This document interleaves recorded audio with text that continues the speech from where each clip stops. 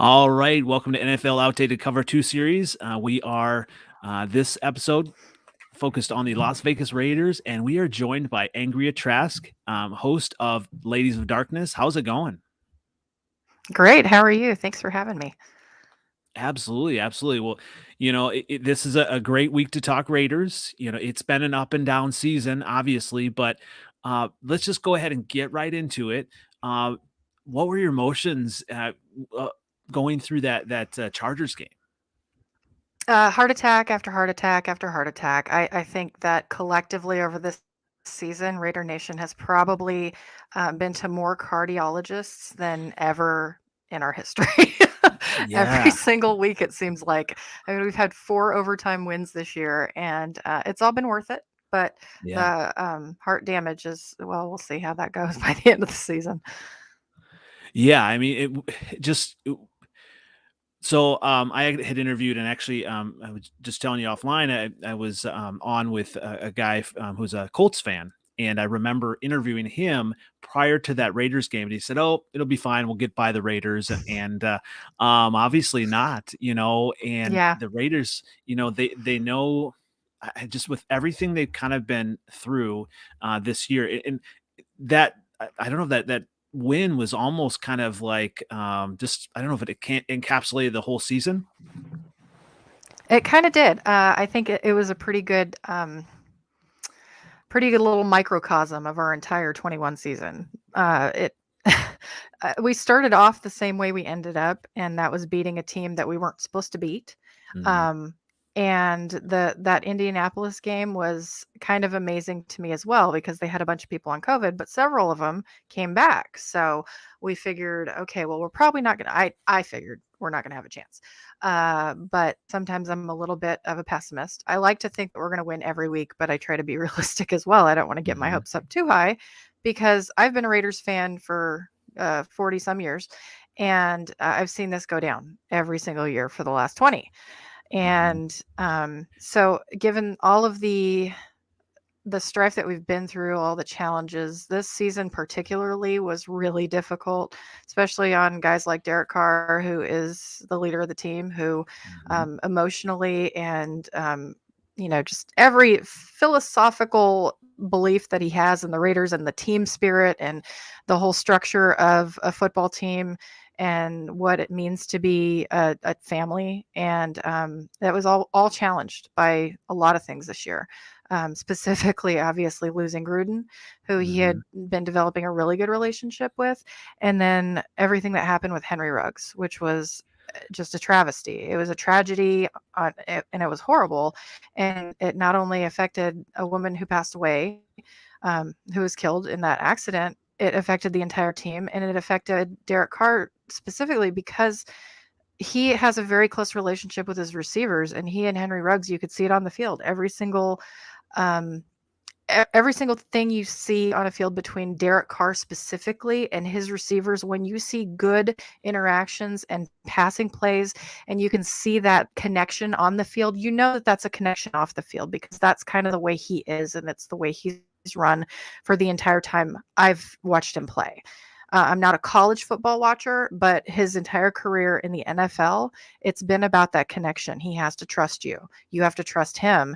And once you get that gel and you see that, it's a beautiful thing. And then something like this happens, and he's shaken from his very core because, like you said, Henry Ruggs is still a human being, and I, I don't know how much most people know about his history, but he started his charity because his friend was killed in a DUI accident, Mhm.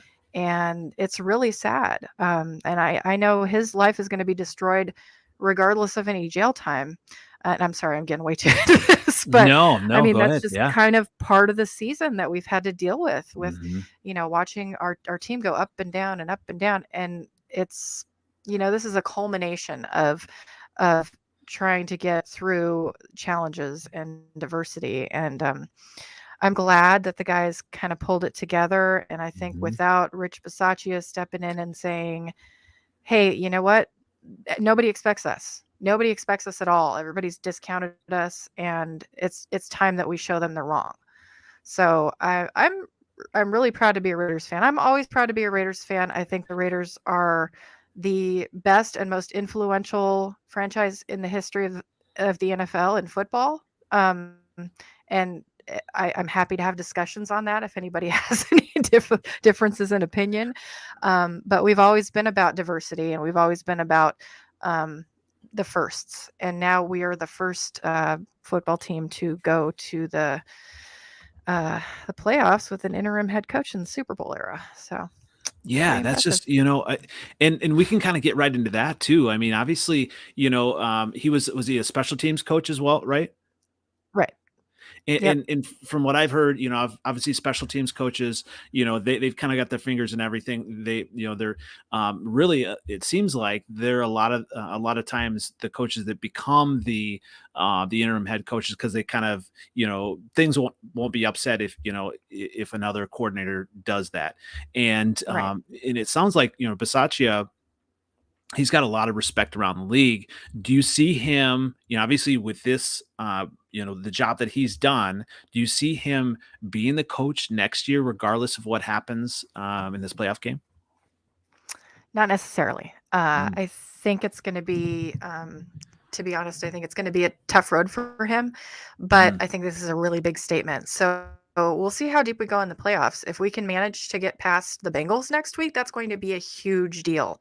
We got spanked by them earlier this season. But I will mm, say, and I'm not sure how long everyone has been watching football, watching it for my entire life, a statement game is what happens when you get your butt kicked in the regular season and you go back and face that team again in the playoffs.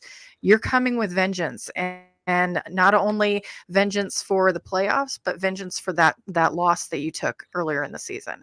A lot of times, and I really should probably work out the percentage because I say this a lot, but a yeah. lot of times that that team that lost is going to come in and spank that new team or the other team that they Well, lost to. yeah, and I don't know.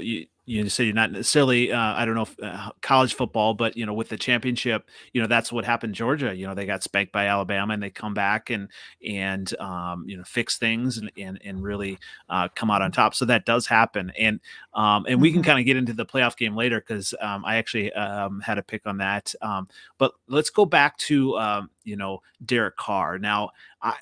From what I've seen, through everything that, he just seems to have like done everything right in the press conferences. You hear like Henry Ruggs, how he's tried to, take some ownership on that. And like, even you see some of these videos of him mic'd up and talking to the defensive players. Like, he's almost the nicest quarterback. And so talk a little bit about just, why is he so polarizing, with the Raiders fan base? Well, because Raider Nation is fickle. We have, Yeah. I love football fans, but football fans by and large are fans. They're not Yeah. experts by any means.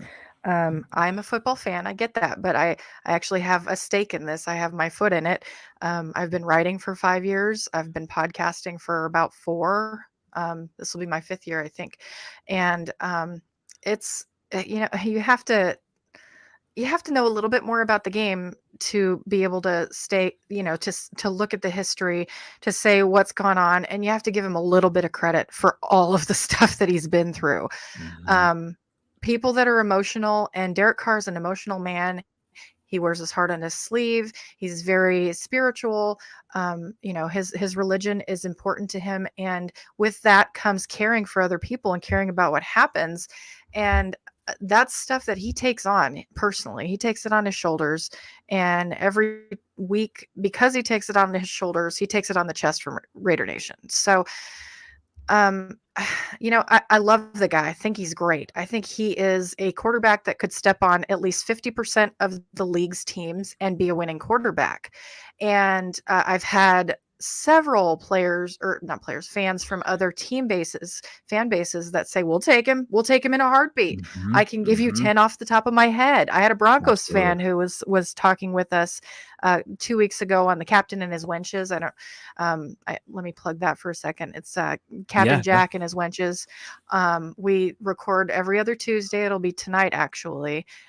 7 o'clock Eastern. No, nine Okay. o'clock Yeah. Eastern. What time is it? My time. 9 o'clock Eastern. Anyways, it's me and 2 other ladies. It's Women on Football, basically. And so Captain Jack is our moderator. Is that every Tuesday then? Every other Tuesday. Every other Tuesday. So Okay. tonight Yes. and then 2 weeks from tonight. Perfect. So yeah. And that's on YouTube. It's you'll get the cast through Facebook, all the other places. But I forgot what I was saying. Oh, Derek Carr.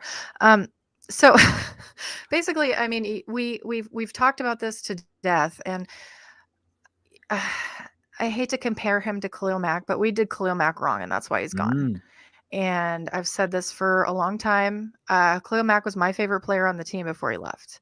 And he left for a lot of reasons, but he left because we didn't take care of him and we didn't give him any help. Even with absolutely no defensive line for most of his time here, for pretty much all his time here, he still came out as a sack leader in, top 5 in sacks, almost every single one except for his rookie year. He was the first person ever to be all pro in 2 positions. We still got him no help. Our front office, our management hasn't done us any favors. And it's hopefully that will be changing this offseason, but it's kind of yet to be determined. Now, Derek Carr is kind of in that same vein, and I feel bad for saying this because I don't want him to go, and he doesn't want to go. He's made it clear time and time again. He wants to be a Raider. He wants to retire a Raider. And I was on the One Nation podcast a couple weeks ago with Heidi Stabert and T3 Raider Facts, and T3 made a really good point that if he's not a Raider next year, he might just retire. That's entirely possible because it'll be year 10. He wants to be a pastor when he retires. That's his goal in life, but he wants to set up his family for the rest of their lives. And I can't blame him for that. But if we have a deep run in the playoffs this year, I hope all of that stops, that talk stops. Because yes, it does fall on the quarterback, but you cannot be a quarterback of a winning team if you have the 32nd ranked defense. Yeah, a couple things here, that I didn't realize, that this is going to be his first ever NFL start then, right? Yep. The last time we were in the playoffs in 2016, he broke his leg in week 15. Or in week 16, it was game 15. So we lost that last one because Matt McGloin was our backup quarterback. I can't even remember. I think it was the rookie that played that year, and I don't even remember the rookie's name. That's how bad it was. And so he didn't even make the trip for that game. So he's never been to an NFL playoff game. Wow. That wasn't back in the Terrell Pryor days, was it? No, Terrell was a few years before that. Yeah. Yeah. Well, and I don't know. The second thing I was say, I don't know if I am a Bears fan. So when that Khalil Mack trade, I was excited. But then you kind of looked at it and the Raiders really kind of fleeced the Bears. But now looking back in hindsight, especially with the player that made the video and was cut. I mean, really, the Raiders they don't have a lot left over from that, do they? Not really. We have because Ruggs was part of that. Jacobs. Yeah. Jacobs is, yeah. So we have Cleve Earl, who all signs point to being gone this year. We have Josh Jacobs, who is a really good running back, but he gets hurt so often that it's hard to keep him on the field, and it's hard to justify leaving him as a workhorse back because he's not. He's not built for it. But we brought in Kenyon Drake, who was doing a great job until he got hurt. And now Barber is actually doing pretty well too, and I'm pretty impressed with him. So the problem with that is play calling, but I'll go back to that later if you want. However, we got Josh Jacobs that year, and then we got Jonathan Abram, who is also, well, he hits so hard he hurts himself. So it's a difficult thing to really, it's not unless you can take it. And he's he's a yet to be determined kind of guy for me. So we'll see how he works out. But it's going to be about coaching for him too. Yeah, let's go to that like play calling. Obviously, so I think my question here is: can Josh Jacobs be a bell cow? I mean, running back. I mean, is a play calling part of that, or where does the play calling fit in there? The play calling has been under Gruden very conservative, and so it's been really difficult to kind of justify run, run, run, run, run, pass, run, run, run, run, run, pass. Especially when you've got Jacobs in there for 3 of the 4 runs that you run in a row, or however often. But double back sets would be an amazing option if we could put both of them in at the same time, especially with Alec Ingold, who's our fullback, out for the season on Mm, IR. Now, when he and Jacobs are in there together, they're a monster train. It's they can run through just about anybody, and they can fake people because Alec Ingold's a really decent receiver out of the backfield. He's made some huge plays for us. He is a truck, and putting him in front of a guy like Jacobs, who is actually he's great at breaking ankles, he's great at breaking tackles. His yards after contact are really good, and he can push a pile like just about as well as anybody in the league, and put a huge 100% pure fullback in front of him, and it's a great play. I mean, you're going to have really good they have really good charisma, or chemistry. That's the word I'm looking for. But now that we've got a fullback on IR, and then we've got our number 2 running back, who is still new to the team, but he's still doing a really good job. I mean, mhm. I can't fault him at all, but they just don't call enough double back sets to be able to make it worthwhile. Would you say that fullback is kind of better catching out of the backfield than Jacobs, or I mean, is Jacobs maybe gotten better at being able to, as opposed to just being a runner, rather than just catching out of the backfield as well? I think he's improving. He's not great Mhm, at it. mhm, I think both Barber and Drake are better than him at receiving out of mhm. the backfield. And the one thing that we have going for us right now is Jalen Richard, who is a tiny guy, but he is also great at blocking, and he is a really good receiver. So he plays like a guy 6 inches taller and 50 pounds heavier than he is, just like Hunter Renfro. Those 2 guys are kind of Yeah, ridiculous, but it's great to have them because I think both of them have a skill set that the Raiders really need. We can't do without. And Jalen Richard has been really doing a great job over the last few weeks helping the Raiders win those games. absolutely. When you talk about Hunter Renfro, talk about like his emergence, especially with, just how much of a mess the wide receiver situation has been this year. Talk about him and then the rest of the wide receiver core. Hunter Renfrow is one of the most underrated receivers in the league. I think he Hmm. is the best slot corner that you'll find. Only maybe rivaled by Cooper Cup. Those 2 Yeah. are crazy good. And nobody believes it. He can break ankles all day long, and he does. His routes are ridiculous. They call him third and Renfro for a reason, and we still call him that every single time. First, second, and third, we don't care. It doesn't matter what Yeah. we're doing. Yeah. Um, oops, I read a meme today, and it was very apt. It said Chuck Norris threw something, and Hunter Renfro caught it for a touchdown. Um, That's awesome. That's I love, awesome. yeah, I like Chuck Norris memes, and I like Hunter Renfro memes, so it was perfect. Yeah. Yeah. But Hunter Renfro is somebody that you have to account for, and a lot of teams didn't for a long time. And watching the game this last weekend, you can see that they're making up for that, Hmm. because Renfro was being kind of covered. He was being accounted for.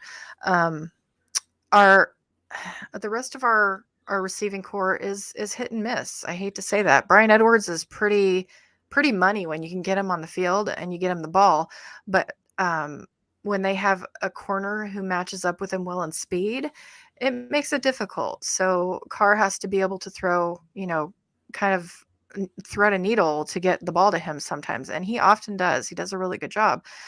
Zay Jones has been the surprise, I think, for a lot of people because after Henry Ruggs was gone, um, the biggest question mark was who's going to take over for him, who's going to be the speed guy, who's going to be that long bomb, receiver that can burn everybody. Mhm. And Zay Jones can kind of do it. He's not as fast as Henry Ruggs, but not many people are. So Right, right. he's been really being clutch in a lot of situations, and I'm glad we have him. I'm glad we kept him. A lot of people could see that in him, and he's showing that he's able to step up and do that. Yeah, absolutely. You talk about kind of a receiver who, I mean, a tight end, but I mean, he really is, a receiver. I mean, your stud tight end Darren Waller, coming back. I mean, what really makes him so good? I have a love-hate relationship with Darren Waller, and let Oh, me tell you why. yeah.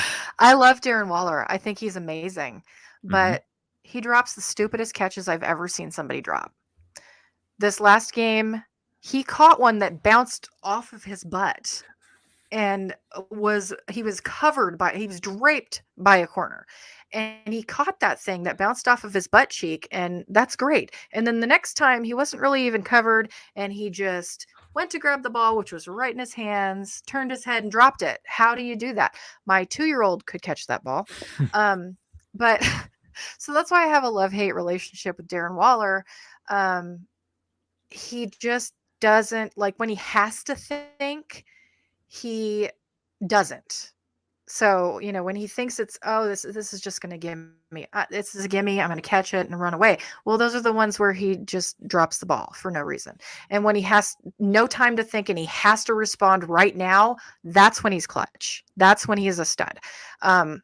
If you throw it between, 3 defensive backs to Darren Waller, he is likely going to catch that ball. But oh, man, when I see him just uncovered in the flat and just Interesting. passes him a Yeah. quick ball, it scares me. Yeah. Yeah, as an outsider, not a Raider fan or, follow him that closely, yeah, I would have known that. And you kind of look at it. I mean, Darren Waller, I mean, he has, made some of those catches. And where do you rank him as far as, some of those stud tight ends? I mean, he's at least in the top 10, right? Maybe even the top 5? Top 5. Top 5 Top at 5. least, yeah. Okay. Okay. Yeah, I mean, I you think when get he's Kelsey. on, he is on. Yeah. Yeah. Kelsey and not Ertz.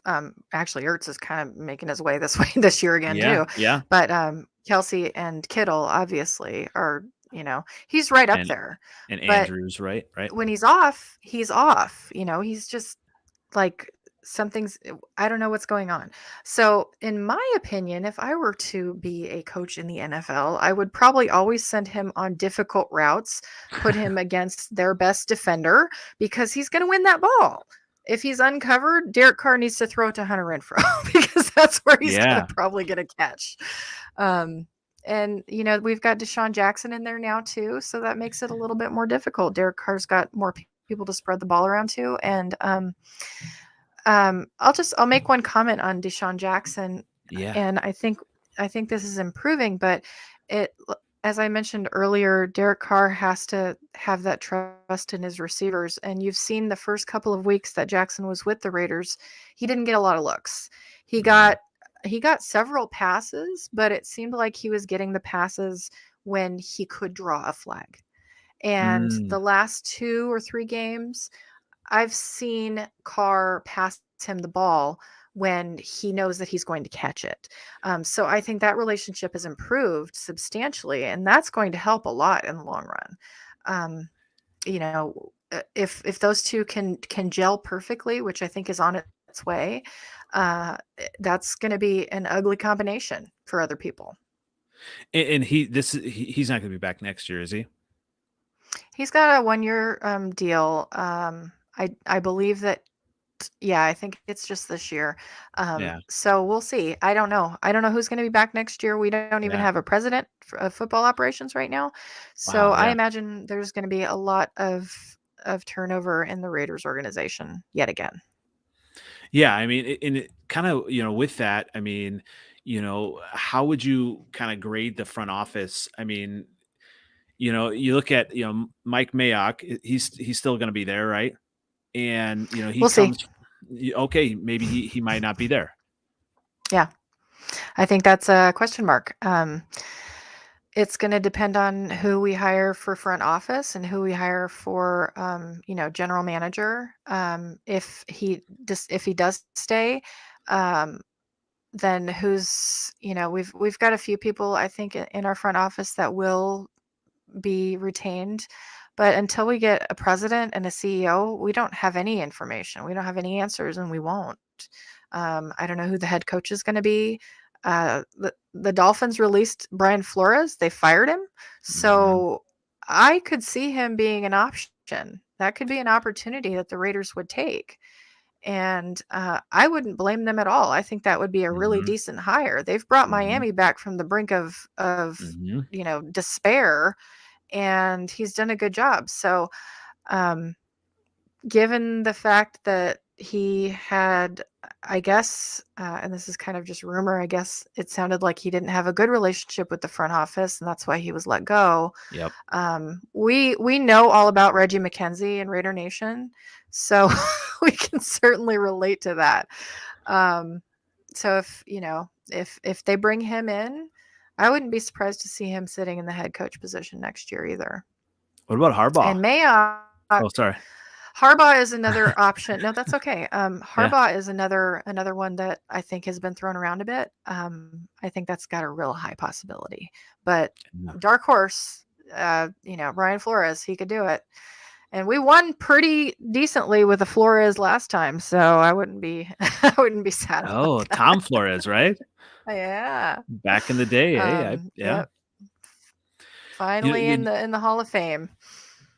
Now, and you were talking about Mayock, so you just, I mean, do you like what some of the things he's done, or? I like everything Mayock's done.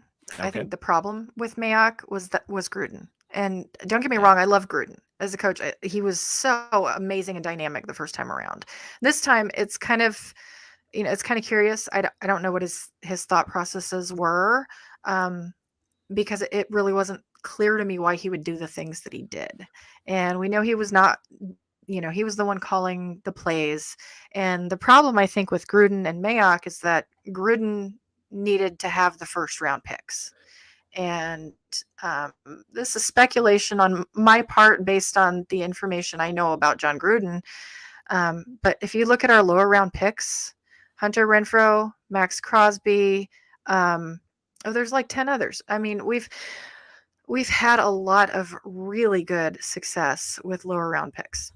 And free agency has been fantastic too. And the GM has a lot to do with that. This offseason, we did a lot on our defense to help. And now look at us. We're not 32. It's great. Yeah.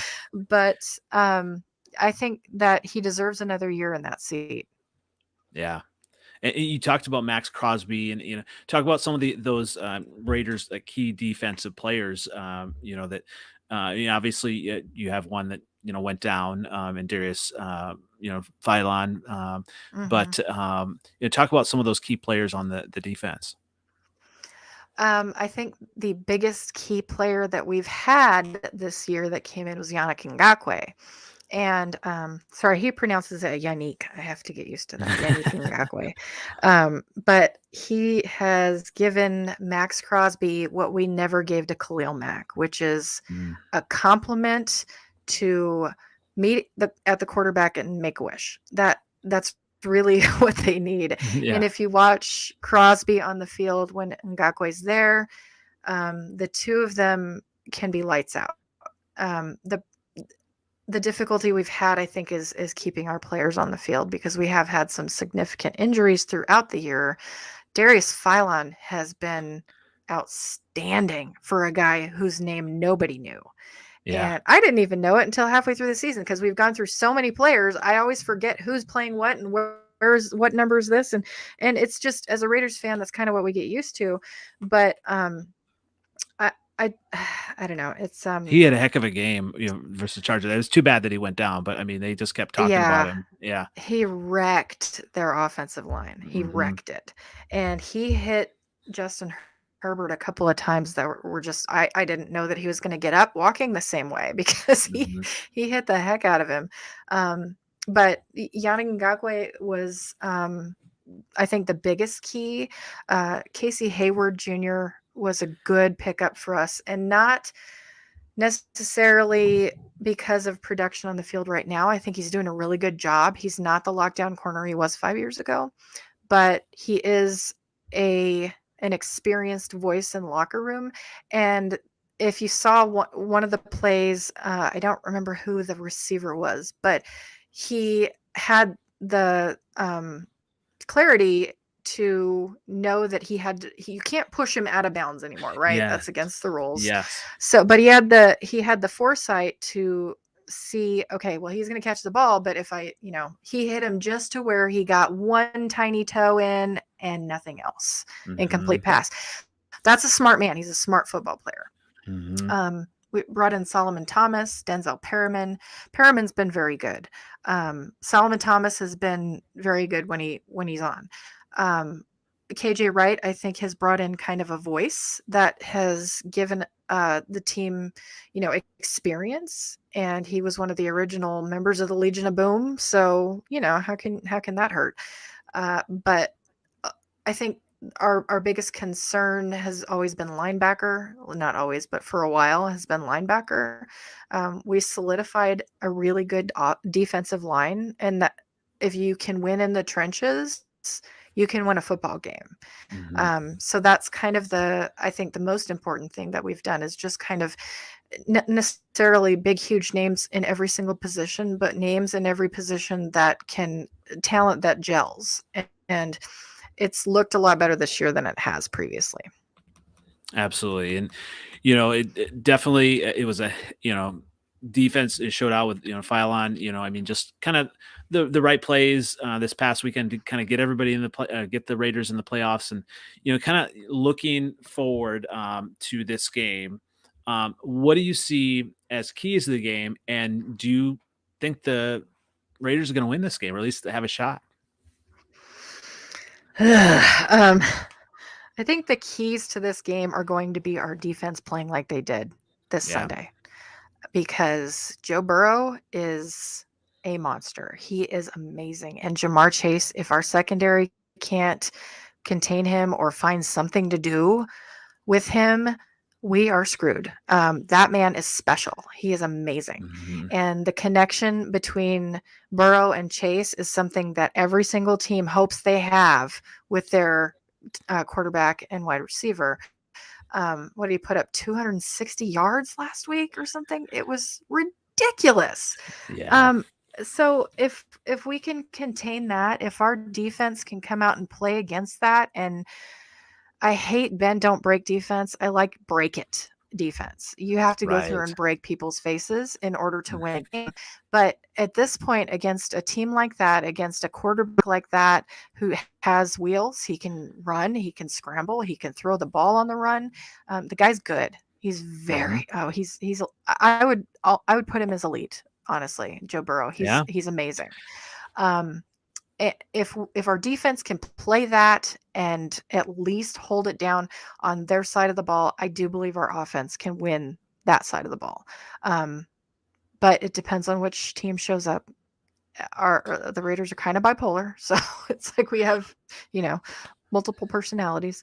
But given the way the season ended, the team's hungry. They want it. I don't think Derek Carr has any bones, will make any bones about that. His goal is to at least win one playoff game. And if he does that, I don't think there's going to be a real big push to get rid of him. But he has to be on 100%. Everybody has to catch balls. A lot of his incompletions are because of stupid drops by the receivers. And every single game, there's at least 3 or 4, it seems like. But he is good at spreading the ball around, and he needs to do that this week. He needs to spread the ball to as many players as he can. And one thing I saw him do this week that I think he really, really did well, and he needs to focus on again, is to escape the rush. He escaped some pass rushes that were, I didn't think he was going to get out of it, because historically he's scared. He's been very scared in the pocket when he gets rushed, when that pocket collapses, and 0.2 seconds. Well, Mhm. he got out of some situations this week that were previously would have been an automatic drop and probably a fumble. So we're seeing a different Carr, and we're seeing a different Carr from the beginning of the year to the end of the year, even.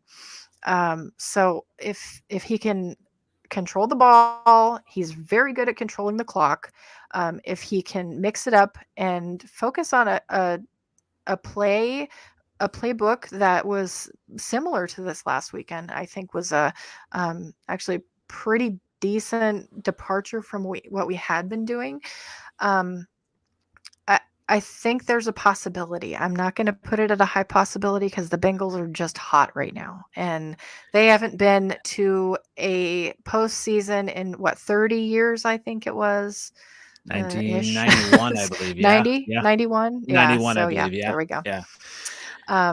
So it's been a while. They're going to be just as hungry as we are, but one thing we do is play better on the road than we do at home. So we'll see Yeah. if that has anything to do with it.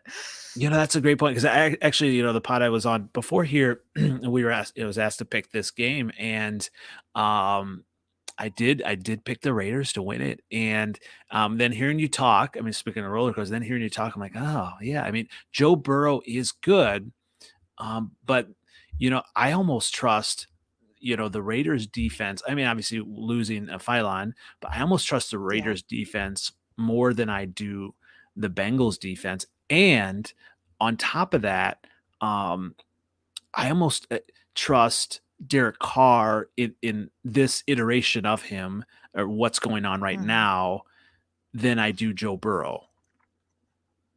What do you think? Well, he's got a lot more experience, and Burrow is Yes. Well, essentially, he's what, second year player right now. He Yeah. was injured his entire rookie year, just about. He's special, but he can get flustered too. And Carr, like I said, has been showing some very, very clear. I'm having a brain fart. Sorry. I mean, his I'm frozen. He's really coming. I completely. Yeah, no, he's really coming through. I mean, as far as like, he's got that edge, right? And almost at the right time too. I mean, because this was a playoff that's game. Exactly it. Yeah. Mm-hmm. And what he's doing is he's showing his ability to stand there and take a hit, and his strength in being able to do that, and his I mean it's like kind of his sentinel appearance. He can stand there and he can do this. He knows that he can do this, and his confidence in being able to be in the pocket and know that he can get out of a pocket. And he's got more confidence in his line as well. I think they're doing a much better job at the end of this season than they were even mid-season.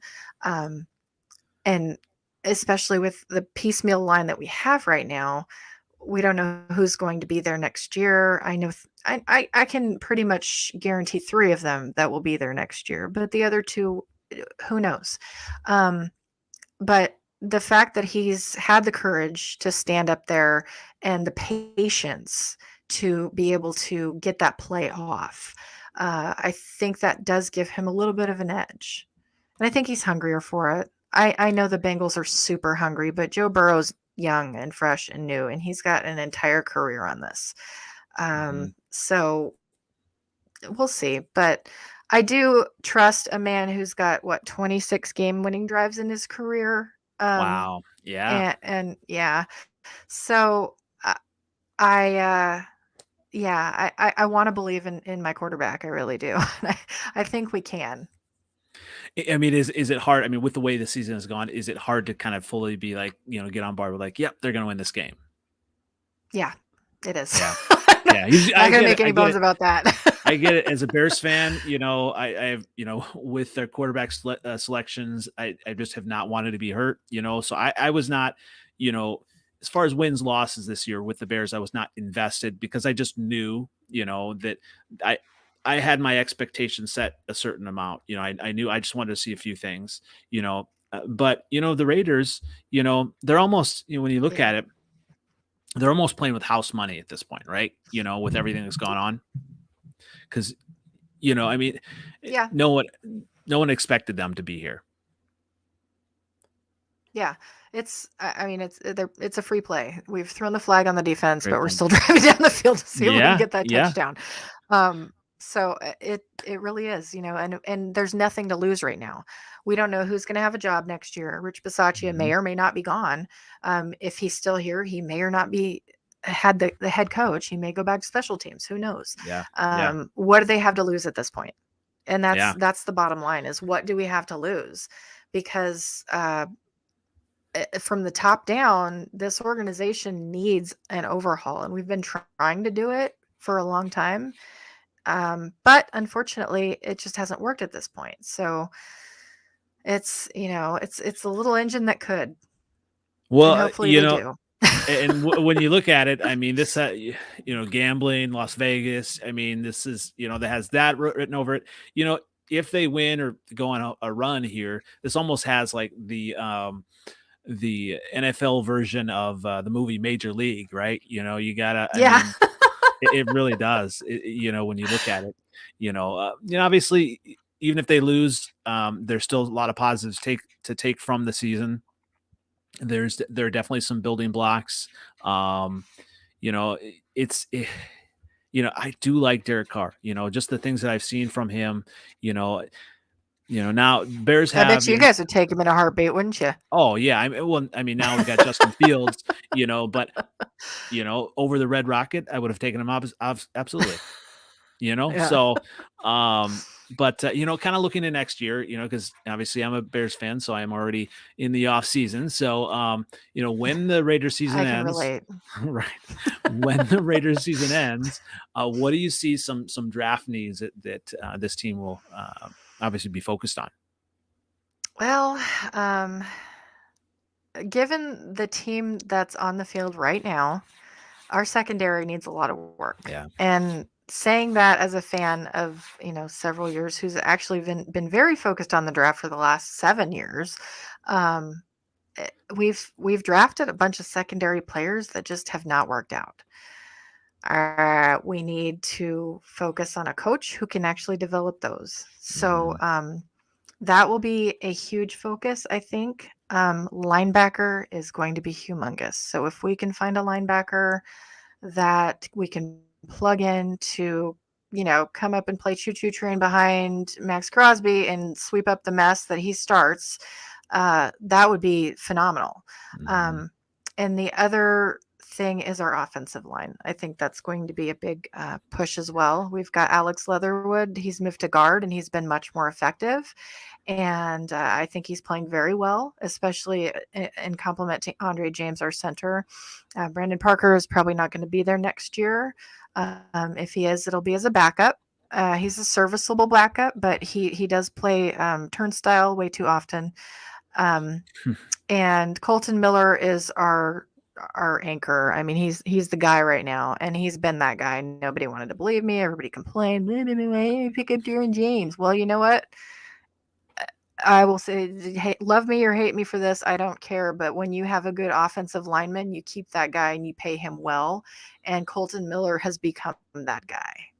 And if, I'm not a fan of Tom Cable, but what he's done over the last few years with the offensive line, I think has been a huge help to not only Derek Carr, but to our run game and to our ability to actually find some players that can make plays, especially players downfield. So if we can find a left guard, if we can find a right tackle, those would be a couple of really good pickups for us as well. And obviously, Leatherwood's looking pretty good. We've got an offensive line that hasn't played together before. We do have Denzel Good coming back next year, hopefully. And that's all good news. So if we did pick up a lineman in the draft somewhere, I would be confident that he'd be able to be trained well enough to solidify the line. Yeah, it's not a very sexy pick, to get a lineman, but Nope. Whether it's the running game or the pass protection, you need that. You just need that. I mean, the Bears have needed that for so long as well, and it makes a difference. as far as, when you got Jacobs or just given time, for, Derek Carr or whatever quarterback will be there, long term, you need that to really make an offense work. Yeah, that's the trenches. If you don't win in the trenches, you're not going to win the game. Yeah, absolutely. And offensive line is just as important as who you have under center. Yeah, absolutely. Absolutely. Well, this has been amazing. I definitely appreciate you coming on. So where can everyone find you again? You can find me at Ladies of Darkness on Twitter at Angria Trask. I am also on Captain Jack and his Wenches, which is every other Tuesday tonight at 9 Eastern. Where else can you find me? I'm on Facebook too, so if you want to send me a friend request, but I'm really never on there. So Right.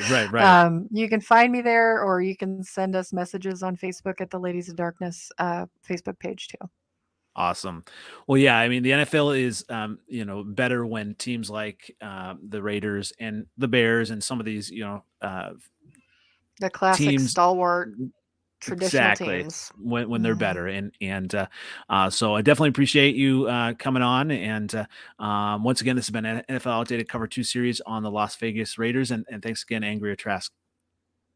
Thank you so much for having me.